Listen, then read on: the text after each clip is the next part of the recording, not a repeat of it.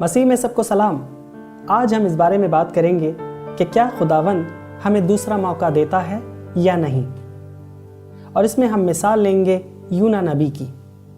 जब खुदावंद ने यूना नबी को हुक्म दिया कि जा और निनेवे शहर जाकर मनादी कर, तो उन्होंने खुदावंद के हुक्म को टालकर तरशीश शहर जाकर मनादी करने का फैसला किया, या दूसरे अल्फाजों में कहें तो उन्होंने खुदावंद के हुक्म की नाफरमानी की।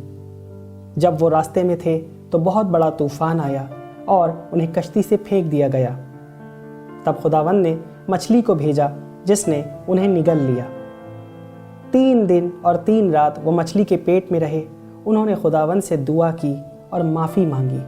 तब खुदावंद ने मछली को हुक्म दिया कि उनको ज़मीन पर उगल दे।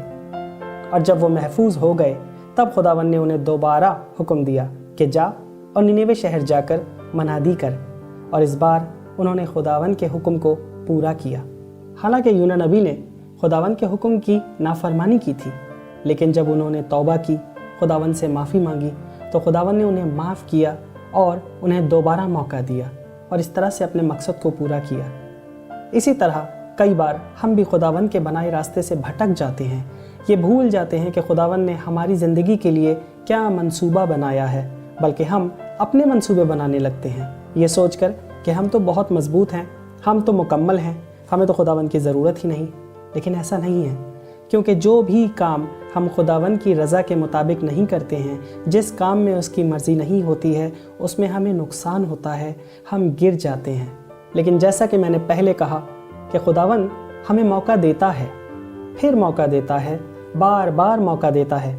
ज़रूरत है तो सिर्फ इस बात की कि हम उससे माफ़ी मांगें, तौबा करें और उसके पास वापस आएं, उसके रास्ते पर चलें। हमारी ज़िंदगी के लिए उसका जो मंसूबा है, उसका जो मकसद है, उसे समझें और उसे पूरा करें।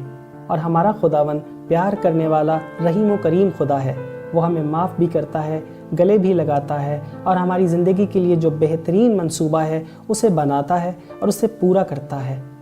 और जब हम उसके पास वापस आते हैं तो वह हमारी ज़िंदगी में अपने चुने हुए लोगों को भेजता है, वसीले बनाता है और सारे बंद दरवाज़ों को खोल देता है, ताकि उसने जो हमारी ज़िंदगी के लिए बेहतरीन मंसूबा बनाया है वो पूरा हो सके। उसने जो हमारी ज़िंदगी के लिए मकसद तय किया है वो पूरा हो सके। इसलिए सारी चीज़ों का लब्बो लुआब है कि खुदावंद हमें मौका देता है। ज़रूरत है तो सिर्फ इस बात की कि हम उसकी तरफ 1 कदम बढ़ाएं, ताकि वो हमारी तरफ 2 कदम बढ़ाए और हमें आकर गले लगा ले, हमें प्यार करे और हमारी ज़िंदगी के लिए जो बेहतरीन मंसूबे हैं उनको पूरा करे। हमें उसके मंसूबों को समझना है, ना कि अपने मंसूबों को बनाना है।